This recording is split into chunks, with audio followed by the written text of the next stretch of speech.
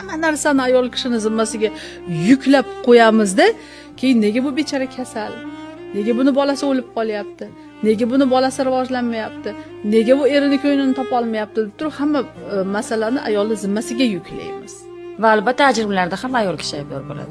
Albatta ayol kishi aybdor bo'ladi, chunki u oilasini eplay olmagan bo'ladi, chunki u eri ko'nglini topa olmagan bo'ladi, qaynonani qosh qovog'iga qaragan bo'ladi va hokazo. Va mana shunday holatlarda biz umuman tayyorgarliksiz oila qurib tashlaymiz. Va ajrashib kelsa o'zi aybdor deymiz, lekin hech kim yigit tomonga o'tib, "Ey, menga qara, sen erkak kishi eding, shu birovni guldek bolasini olib kelding xonadoningga, nimaga himoya qilmading?